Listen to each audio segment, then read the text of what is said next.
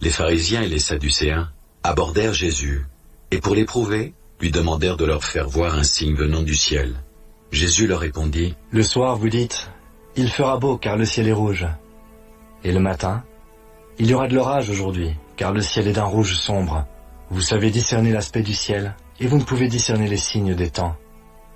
Une génération méchante et adultère demande un miracle, et il ne lui sera donné d'autre miracle que celui de Jonas. » Puis il les quitta et s'en alla. Les disciples, en passant à l'autre bord, avaient oublié de prendre des pains. Jésus leur dit, « Gardez-vous avec soin du levain des pharisiens et des sadducéens. » Les disciples raisonnaient en eux-mêmes et disaient, « C'est parce que nous n'avons pas pris de pain. » Jésus, l'ayant connu, dit, « Pourquoi raisonnez-vous en vous-même, gens de peu de foi, sur ce que vous n'avez pas pris de pain? Êtes-vous encore sans intelligence, et ne vous rappelez-vous plus les 5 pains des 5000 hommes, et combien de paniers vous avez emportés, ni les 7 pains des 4000 hommes, et combien de corbeilles vous avez emportés? Comment ne comprenez-vous pas que ce n'est pas au sujet de pain dont je vous ai parlé?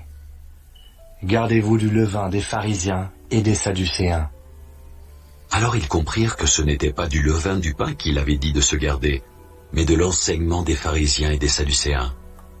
Jésus étant arrivé dans le territoire de Césarée de Philippe, demanda à ses disciples, « Qui dit-on que je suis, moi, le Fils de l'homme » Ils répondirent, « Les uns disent que tu es Jean-Baptiste, les autres Élie, les autres Jérémie, ou l'un des prophètes. »« Et vous, leur dit-il, qui dites-vous que je suis ?» Simon-Pierre répondit, « Tu es le Christ, le Fils du Dieu vivant. » Jésus reprenant la parole lui dit, « Tu es heureux, Simon, fils de Jonas, car ce ne sont pas la chair et le sang qui t'ont révélé cela, mais c'est mon Père qui est dans les cieux. Et moi je te dis que tu es Pierre, et que sur cette pierre je bâtirai mon église, et que les portes du séjour des morts ne prévaudront point contre elle. Je te donnerai les clés du royaume des cieux. Ce que tu lieras sur la terre sera lié dans les cieux, et ce que tu délieras sur la terre sera délié dans les cieux. » Alors il recommanda aux disciples de ne dire à personne qu'il était le Christ.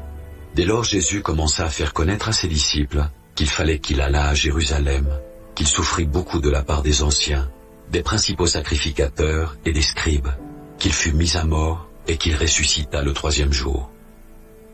Pierre, l'ayant pris à part, se mit à le reprendre et dit, « À Dieu ne plaise, Seigneur, cela ne t'arrivera pas. » Mais Jésus, se retournant, dit à Pierre, « Arrière de moi, Satan. Tu mets en scandale, car tes pensées ne sont pas les pensées de Dieu, mais celles des hommes. » Alors Jésus dit à ses disciples, « Si quelqu'un veut venir après moi, qu'il renonce à lui-même, qu'il se charge de sa croix, et qu'il me suive. Car celui qui voudra sauver sa vie la perdra, mais celui qui la perdra à cause de moi la trouvera. Et que servirait-il à un homme de gagner tout le monde, s'il y perdait son âme? Ou que donnerait un homme en échange de son âme?